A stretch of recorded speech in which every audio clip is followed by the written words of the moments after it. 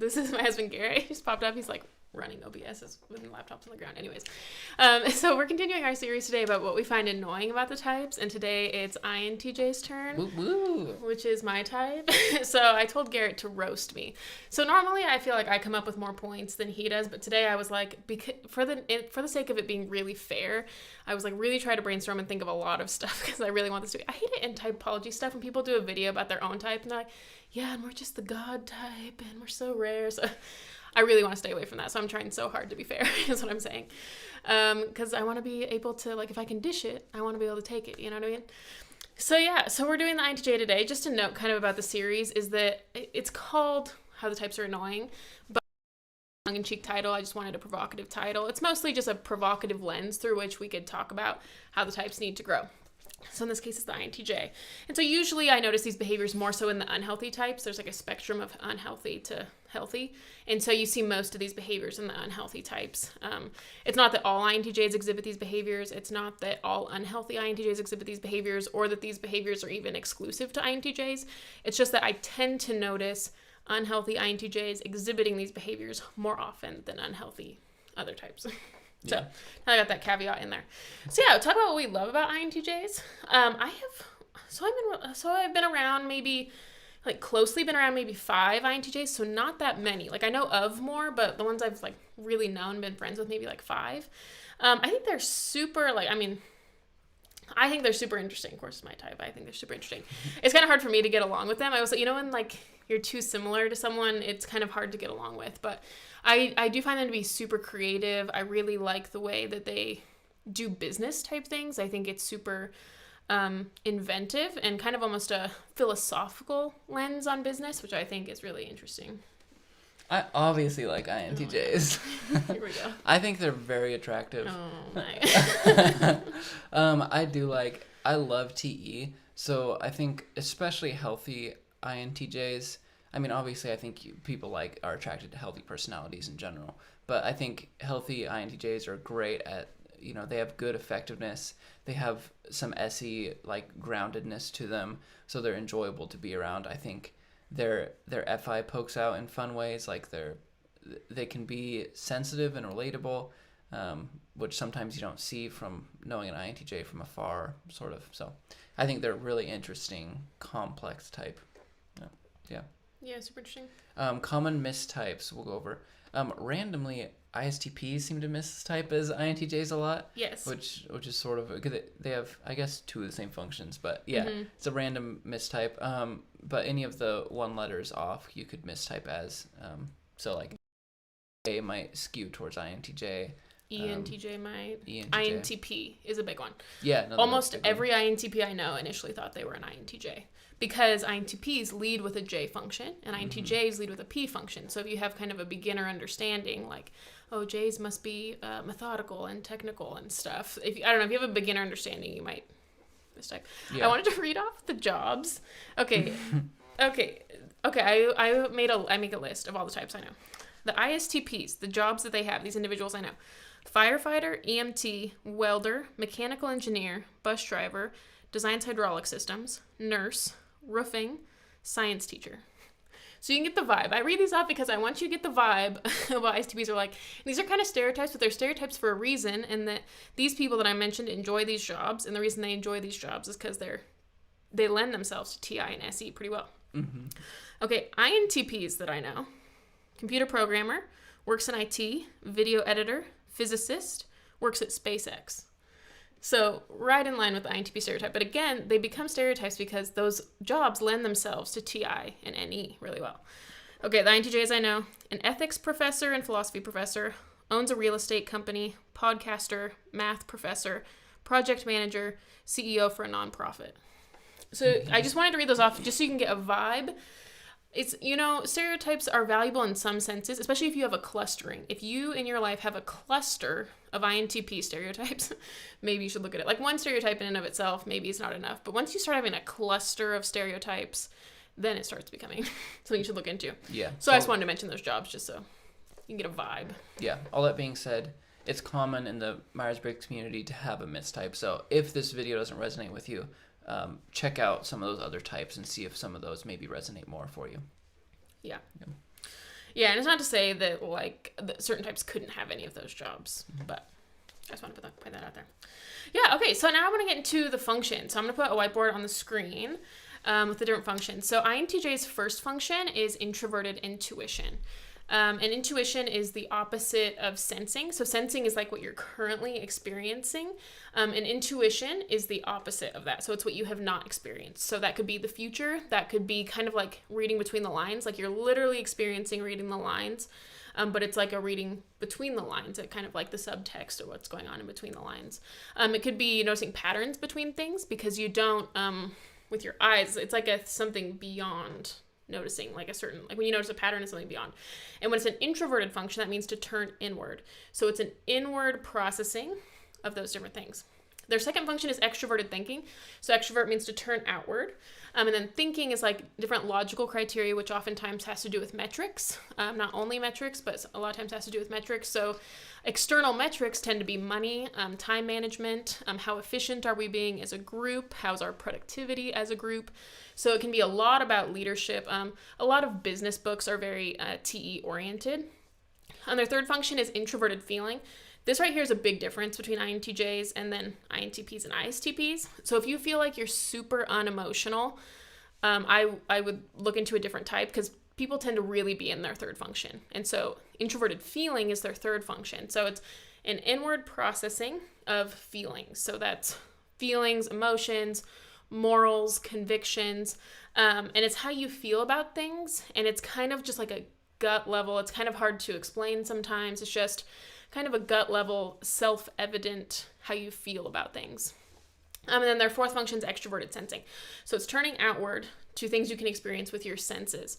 And the higher this is up in someone's stack, the more they really enjoy it. So like an SE Dom might really enjoy like loud music or really like good rich food or really strenuous exercise, things that really heighten the sensory environment. And when you're experiencing senses externally, that by definition, if you're experiencing, it's present. So it makes you very present and attuned to the present moment. It's very here and now function.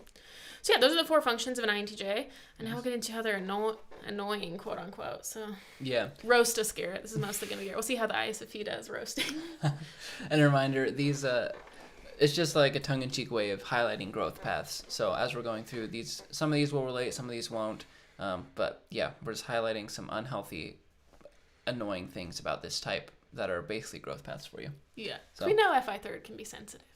I don't know, but if I'm in TE, if I'm doing really good in TE, I love roast videos. I'm like, roast me, tear me apart. I enjoy it so much. If I get into FI, it can be so sensitive. All right, so we'll try to roast you so hard to get you into FI. Oh, just kidding. All right, for NI, the first thing I put aloof and distant. So you're talking about SE, and all these are on an axis. So SE and NI go together always. So if you have not developed SE very well, which is very present in the moment sort of function, then you're going to show up in the world sort of aloof, distant, not available. And you can get that vibe from unhealthy INTJs that they are not really in this world. You get like the stereotype of a head, floating head. Yeah. Where do they have a body? Like, what are they doing with their body? They're just like a brain thinking through the world and not interacting. So that's one thing that, yeah. Yeah, I wrote down the exact same thing, aloof and distant, and I think especially when they're in a leadership capacity, I've known a few INTJ leaders, and they're the type of leader kind of like, like on The Wizard of Oz, where it's like this leader, but kind of behind the curtain. It's like you don't really know the leader. Maybe they have someone else doing the outward facing, and so that can make them seem really distant. They're like the leader, and you might see them, they're making decisions, or you might see them on stage or something, but then it's hard to like connect with them. Yeah, and we're a healthy person is aligning all four functions. They're all very balanced. And like, for example, like an ENTJ or an ESFP, some of those other functions rearranged are really present when they're leading. They're aware of all the people. They're fairly close to a lot of different people. Whereas INTJs, when they're unhealthy, aren't close to any of the people they're leading. They're just sort of minions. It's probably not obviously that bad, but just they're using people as pawns instead of like coworkers, which a good TE is using people, like working alongside people, empowering people, growing with people.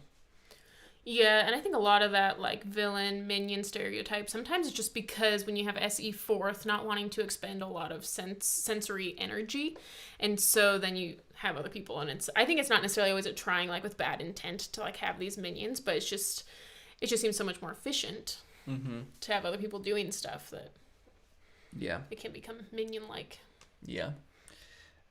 One thing I put for NI, there can be an endless planning without doing. So I think if you're in a loop with your NIFI, you can get stuck in, INTJs are really great at planning and thinking long range, but they can get so caught up in that they are only planning. They're never actually doing the things that would accomplish their plans.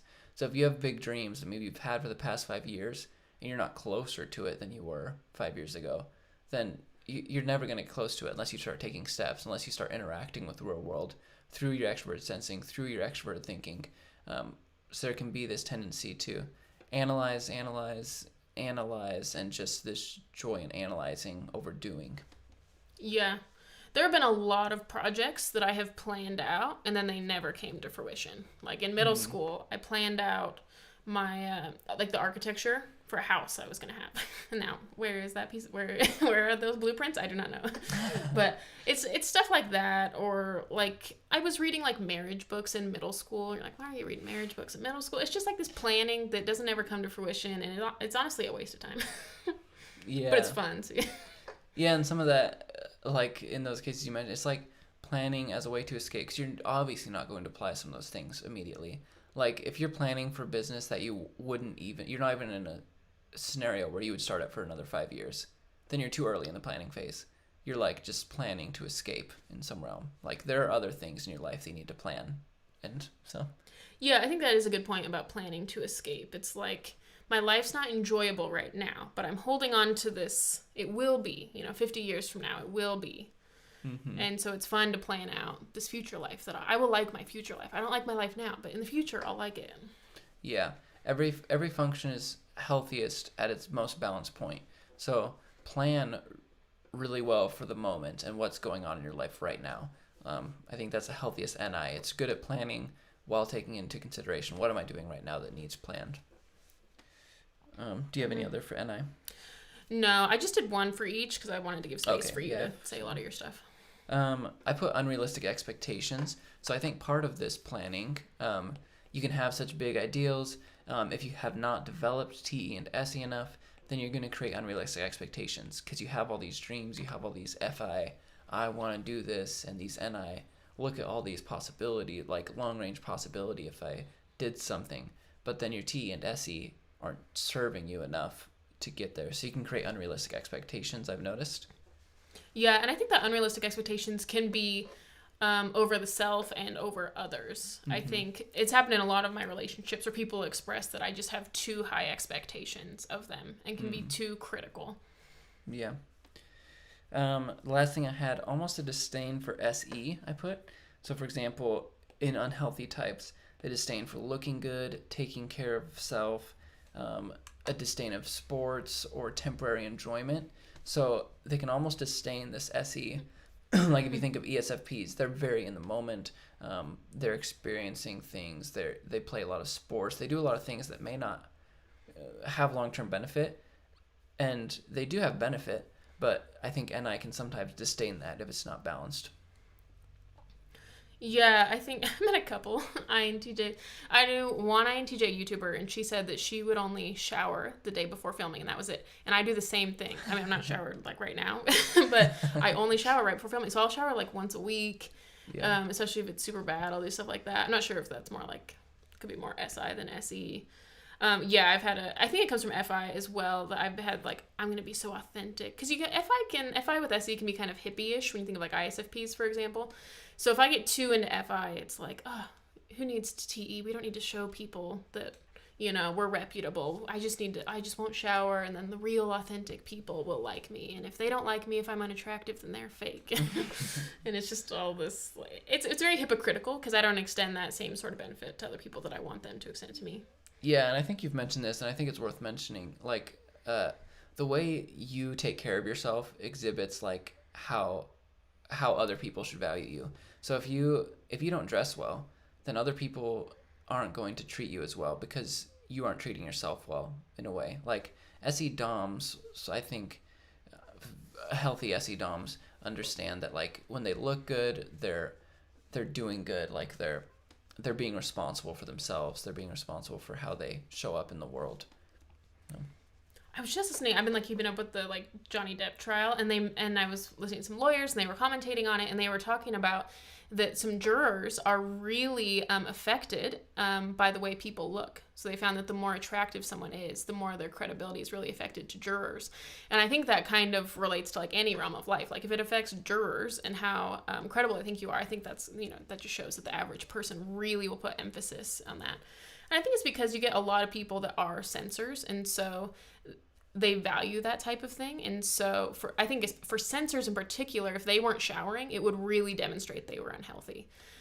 Whereas I don't think, this is kind of, maybe I'm just defending myself too much, but for NI DOMs, I don't think it's as bad. It doesn't show as bad. Like if an ISFJ or something wasn't showering for a week, I think they would be at a much worse mental state than you have an INTJ not showering for a week. Like that's just my normal, and that's like they're way depressed or something.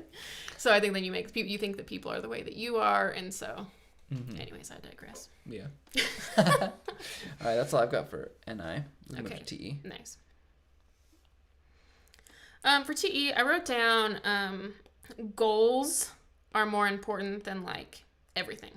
They can be sometimes, like whatever because goals are kind of a combination of NI with TE in the INTJ, and it's prioritizing those about everything, prioritizing those above personal relationships, prioritizing goals above happiness, and prioritizing goals above your health. And sometimes it can really do damage on relationships.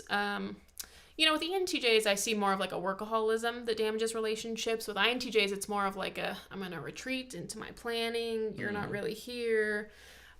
Just so aloof, so in your head, immersed in your plans or whatever, that it can be damaging. Yeah.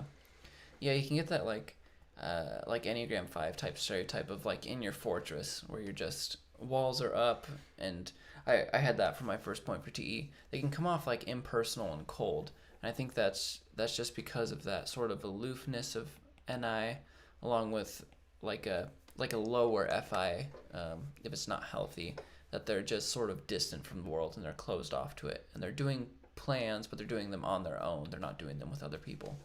Mm-hmm. Yeah, I think so. Another thing for TE, that doing everything on their own. So I've noticed healthy, so if we're looking at like ESTJs or ENTJs, healthy TE is really good at team building. So they're not just doing things, they're doing things with people. They're bringing people along. They're encouraging people to do their own things, and it's like a really powerful leadership. Whereas I've noticed if your TE isn't developed enough as an INTJ, you might have goals, but they're very, I guess, small goals in comparison to TE DOMs. Like they only involve you, and you can carry them out on your own, which in the long scope of things isn't gonna make you as happy as if you're involving other people in the process, if other people are a part, growing leaders around you. Like there's a whole nother level of TE that I think can often be missed as an INTJ. Yeah, I mentioned that I know one INTJ who like started this nonprofit, and I like know some of the people who worked there or whatever, and so he would not show up. He would just do all of his work at home, but then wanted the other people to work in building so he could go off and do his own thing. And what happens then is he was like so distant from what was actually happening. It's the opposite of SE, like SE be right down in there experiencing it, but it's so distant that then it takes a long time to realize what the problems are because you're not really present. So he wouldn't come into the office for maybe months, and so then when he does come in, this problem's been building for months, and it creates, I think sometimes NI wants to avoid like sensory chaos, but then when you remove yourself for months, that's going to create some sensory chaos when you come back. It just makes it way worse. Yeah, that's a good point. You have anything else for TE? No. All right, FI. I like to describe INTJs, and maybe you'll disagree, but as a dragon with a teddy bear inside. A little stuffed animal with a dragon exterior. They've got their little TE fortress and stuff, but they're very sensitive, I think. And I guess that's something that I like more than dislike. But I think they can be overly sensitive fairly easily. They can, sort of wallow in, there's this TE that they haven't developed enough, and so they're not reaching the goals, or maybe they don't have enough FI that they understand what they really want in life, so they've just been sort of working without realizing what they want. They haven't been enjoying life with that TE, and so then they can get into this depressive state. I think that FI loop can be very depressive, I've noticed. Yes, I have noticed. Yeah, it's going to be super depressive. I think some people describe the third function. I think I first heard it at Typecast Heroes describing the third function as being kind of bratty. And for me, I've noticed FI being super judgmental about if other people are moral or not. And it often comes with me assuming that they have immoral intentions. That if it's up for debate, are they being moral or immoral? I'm just going to assume they're being immoral. And what that can turn into then is TE has some good communication skills, or like arguing debate / skills, I would say. And so then TE will come and do the dirty work for FI. So FI is like, this is a bad person. You need to pretty much tell them in a logical way that they're a bad person. And it's fighting dirty. You know what I mean? I feel that TI and TE are pretty good in a debate scenario, but they can both be kind of, I don't know, like the word bastardized with their feeling components. And in the case of TE and FI, it can come off like a TE argument, but it's really FI fueling this whole thing. And it's judgmental and critical and feeling like you're an immoral person and I'm going to lay down the morals for you. And yeah, it can be really bad. I notice sometimes that it'll be FI will disagree with something, like, oh, this person's being immoral. So TE will jump in the argument, and for a while, I can hold off the FI, and I can be like, okay, yeah, we're being pretty logical here, we're keeping up the TE, and at some point, because it was initiated with FI, if it's not going the way I want it to go, FI creeps in at some point, and then it just becomes pretty bad. I mean, I might as well just stop right there. Yeah. Because it's just super, stubborn and... Mm-hmm. Yeah, I've noticed that a few times with you where you get into like an argument, and normally you're really good at, not even an argument, but like a discussion, say, of like different belief systems, which a lot of times I think INTJs like the NI, you're observing different things. Maybe TE likes to think about how other people think, and so you're in this conversation, but then your belief, at some point, it shifts into your FI is like, you hurt something that I believe, and now it shifts to all of a sudden more like I argue, where it's very feeling based and illogical, which is sort of interesting because that's not normally how an INTJ would communicate, but they can sort of shift if their FI is hurt. Yeah, and then as soon as I get into FI third, then all of a sudden you get kind of these jabs. That this is not an argument. Like when I use the word argument, I don't mean like a fight. I mean argument, like a deductive argument. You're trying to convince someone pretty much. And so all of a sudden we get into FI and it's jabs. We're getting away from this deductive argument and we are into jabs. Yeah. One thing I put, so FI Dom understands, I think, feeling responsibility. I should say like feeling responsibility. So you have responsibility over how you feel and you can control your emotions. Whereas I think when you have FI lower, there can be this tendency to sort of follow the waves of your FI, and you can feel victim to, oh, I feel really depressed, so there's nothing I can do about it. Whereas I think TE and healthy FI both understand, like, no, there are things I can do, I can take charge of my life, and I can control my feelings. Like a classic example, I think, like listening to depressive music. Like if you're sad, then listening to sad music. Like the only thing that's going to happen there is you're going to get more sad. If you want to get out of your sadness, listen to happy music, stuff that makes you happier. And so there's this disconnect of I'm feeling sad or I'm feeling angry or something, but I don't know how to get out of it. Yes.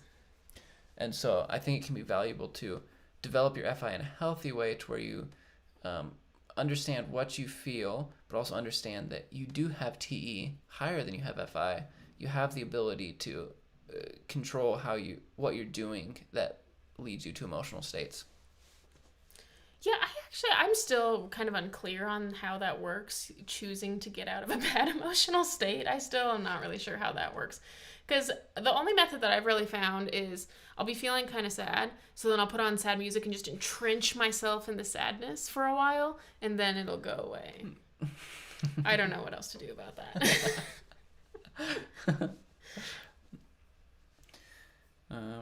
But I do agree, it's annoying. If I was on your end, I would not be enjoying that at all. All right. Do you have anything else for FI? I don't think so, except just to say that I think in a close relationship, FI is pretty much the most annoying thing, I think, probably. Yeah, obviously, I think if you're close, you might not see some of these things if you're close, if you're not very close to an INTJ, because again, there's like that aloofness, distance, and walls up, so a lot of people might not even see this teddy bear inside the dragon sort of thing, but... Right. Yeah. Like when he and I first met, he was pretty intimidated by me and didn't talk to me for a long time. He was kind of like scared of me. He said like one time someone asked him like what's some advice you would give about INTJs, and he's like, they're not as scary as they seem like they are, because he was like actually like really intimidated by me, I guess. But then you get into, once you like let people in, then you see some of this FI and you see that I'm not sure if this is super like commonly talked about, but I am very averse to criticism in the form of my career. So like when I was a teacher, I really didn't, it was just like crushing if I got negative feedback about my teaching, or if a parent sent a bad email about my teaching. And YouTube, it's like YouTube comments really bother me sometimes. And I think when I'm in person, I don't know, it's a lot easier for me. I think maybe it's because it's TE, it's like external, and I like love the sparring in person. But if it's in the form of like digitally, like if it's a YouTube comment or an email a parent sent when I was teaching, it was just FI is like, yeah. And I feel like people don't talk about that with INTJs that much. Yeah. I guess I did think of another thing for FI, sorry. Oh, okay. I think there's this, along with like if you're feeling depressed, but sort of like letting people in. I think healthy FI understands or is able to let people into their process, their emotion, what they're going through. And there's this, as we're talking about the stereotype of aloofness, distant, walls up, I think healthy INTJs learn to be vulnerable, to let other people in past the dragon exterior. I'll keep using that term, but let people see what's inside so that you can actually know people around you. Because I'm sure it feels, I think you've mentioned, like very lonely to not let people in and to always have this exterior wall up. So if you're not letting people in, if you're feeling lonely, try to find a way to start letting people into what you're going through or what you're feeling. Let people into your FI, and that can also help you get out of, less helpful emotions. Yeah, I think FI third is kind of the epitome of vulnerable. It's like people's third function is already kind of a vulnerable function, and then FI is pretty just known for being kind of sensitive or vulnerable depending on healthy or unhealthy. And so the idea of trusting people and letting people in is really hard. Like, I said this with INFJs as well, that I notice they'll be with one person and they're super close to them and, like, not anyone really else. And that's, like, how I've always been. I've always had one best friend, and then I pretty much let no one else in. And then ever since I've been married, that's been you and, like, no one else pretty much. And I'll see people as acquaintances, but none of them really know me besides you or some of these other people that have been my past ones. Mm-hmm. Yeah. Yeah. All right, SE. Mm-hmm. SE. Go for it. Okay. I was just going to say not enjoying life now. We kind of already talked about it when we talked about NI, but it's this escaping into the future and having this long range plan. And it's like, it's me like designing a house when I was in middle school, or reading marriage books when I was in middle school, or I have sat down and planned conferences that never happened and I thought were going to happen. It's just this escaping into things that are not here, and I'm not taking any steps to make them be here. Like, if TE is not developed enough and SE is not developed enough, these plans never become reality. And think about if your plans never become reality, that is so depressing for a lot of INTJs because their current life is depressing. And so I heard this question, it was from an ENTJ, And I think people give really good advice about their second function a lot of times because it's like good enough to be a strength, but not quite good enough to where they did have to work on it. And so they had to get advice. And the question was, if you had 3 more years to live, would you be happy with how you're living your life now? And the reason I liked that question is because it's a long enough chunk of time that there are still consequences. Like sometimes people ask, like, if you had 1 more day to live, what would you do? And people will give answers like spend time with family, or they might give hedonistic answers because when you only have 1 more day to live, there's like not a lot of earthly consequences, you know?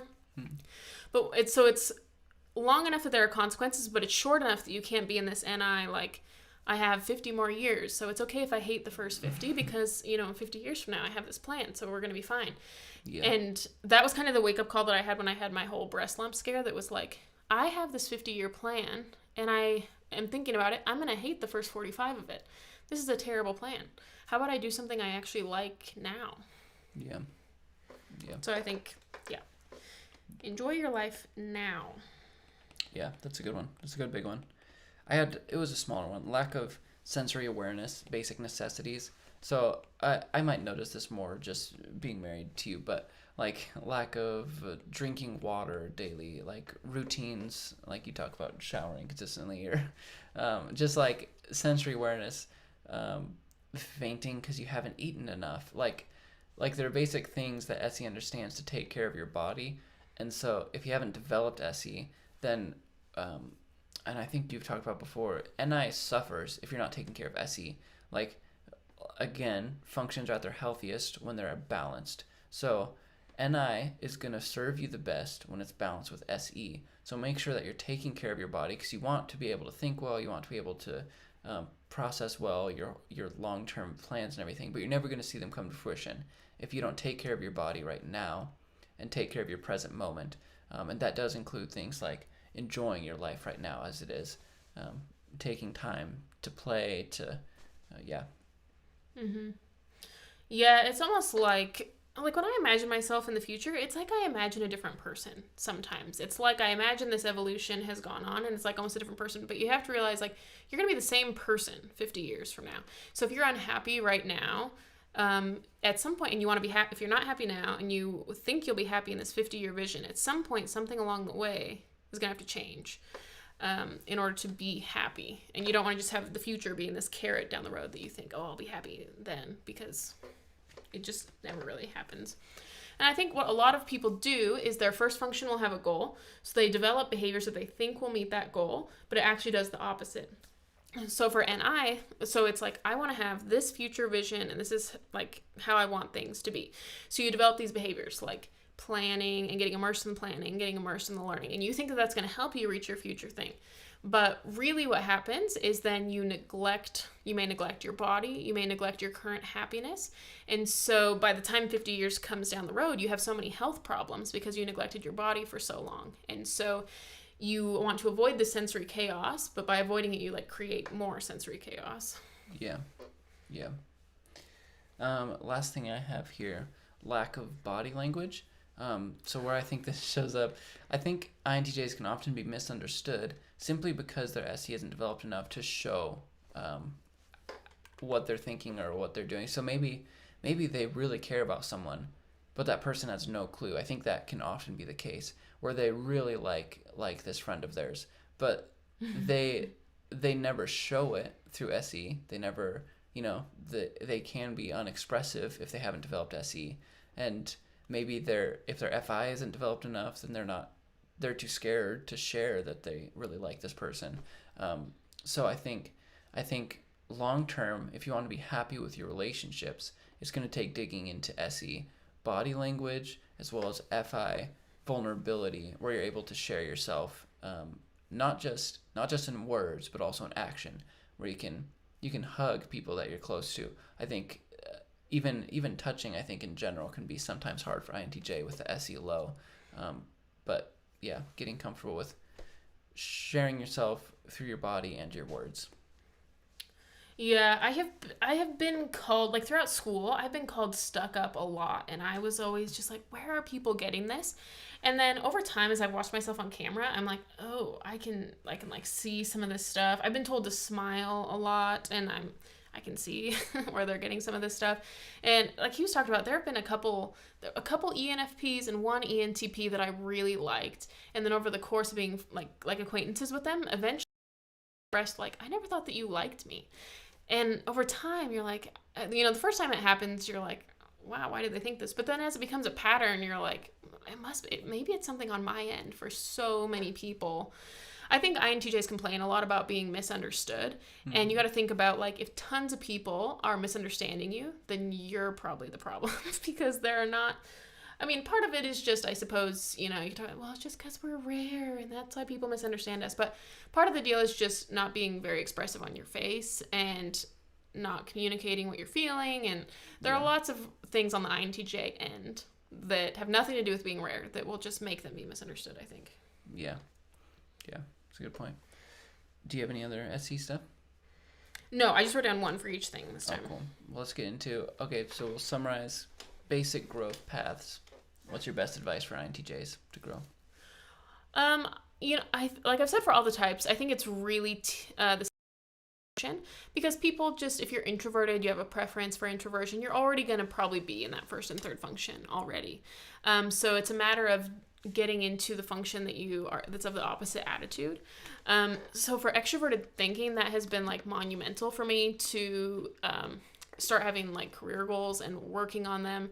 I shouldn't say start having career goals. I always had career goals, but to actually be working on them. Yeah. To be currently working on them. And when I first started working on TE, I was like, I'll just read more business books. And I still, to this day, I read a ton of business books, but I don't anymore consider reading to be like the best way to work on TE. It's kind of a shallow way.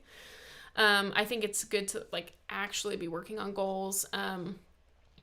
Yeah, and I think with extroverted sensing, it's just, I found it's really important that I'm perceived differently the more I put into my looks. I think I have a lot more physical energy. Like, it's kind of an Enneagram 5 thing to complain about physical energy, but extroverted sensing is so energetic when you look at SE DOMs. And one thing that like he taught me is energy kind of creates more energy. So I'm always like, oh, if I go play volleyball, I'm gonna be super tired. But that never has really happened. It's like, actually what happens is if I go play volleyball, then I'm in that sensory environment and I actually get a little bit more physical energy. And I mean physical energy when I say that. And so it's kind of like, it's like that inertia. An object at rest stays at rest. An object in motion stays in motion. And I've learned some super good things from an ENTJ. She had a bunch of different philosophies about getting work done. Like she would say she would do her like computer tasks, her sedentary tasks, and then she would do a physical task to break it up, and then she'd go back to doing sedentary tasks. And she just felt like she had more energy when she included more SE in it. Yeah. Yeah, I think one thing for INTJs I think is actually really good I would recommend being on camera, even if you didn't post it. I have learned so much watching myself. There were times where the camera would be rolling and I'd be talking to Garrett and I would sound so rude. Like maybe I was filming and he would walk in and I'm like, hey, I'm filming. And it sounded so rude. And I could not believe how rude I sounded. I'm like, how is anyone putting up with me? I am so rude. I'm like, that facial expression is way more intense than I intended. That tone of voice is way more intense than I intended. And so I think being on camera is really helpful. I started talking with my hands. So that's a new thing that was not present in earlier videos. Start looking into the lens. It's, being more present. So even being in videos with him, I'm still learning more things. Like, he'll be talking and you can see I start looking past him eventually. And you can see I zone out and I'm not listening. And so that can be a thing of like, I listen to the first 3 words you say, then I connect what I think it's going to be, and then I start thinking about something else. Yeah. And so I think it's good to be on camera. You learn things about your facial expressions. Yeah, that's good. My biggest advice, I actually thought of, so there's a stereotype for INTJs, like the villain in like Disney movies, if you think of, like, I think a lot of people characterize them, if you look at all those like memes. Memes and stuff, INTJs are these villains. And going with that, if you think of like ultimately all the villains' downfall, I think about it as they didn't build enough relationships with people around them. Like, they didn't treat the people that were under them very well, and so they got betrayed by their minions, or something in some way. They didn't interact with the world well, people well. I think my biggest advice for INTJs is to get around people. I think there can be this aloofness, this distantness, And I think really healthy INTJs start to engage with the world, start to get into SE, start to get into TE. They're not just thinking about doing things, they're actually doing things. And they're not just doing things alone, they're doing things with people. I would encourage you, if you only have like one best friend, find more. Get like 3 best friends. I think that might be a stretch for INTJs, but I think that is a stretch that will really develop you as a person. Because I think the bigger community you have, the bigger impact you have ultimately in your life. And so build your community. Healthy TE is a phenomenal community builder. And then SE, be present in the moment. Engage, show up in your world. So that's my biggest advice. Yeah, I think on that same note is that sometimes I'm like chasing my goals so much. That has led me to move to different cities or whatever. I want to become the best version of myself. I want to like transform or whatever and continually grow. And so I'll move cities or whatever. When you move so much, like INTJs already have a hard time letting people in, I think. And then if you're going to be constantly like relocating to be working on your goals because the goals are like more important than everything, they're prioritized above everything, then it becomes even harder to make friends because it already takes me 10 years to like really meet someone. And then if I'm going to be like moving all the time, then it's... Yeah, one thing, when you think of ESFPs, you're opposite. I think they're really good at making friends quickly. Like they're good at showing up, and they're for the most part very vulnerable about themselves, about how they're doing.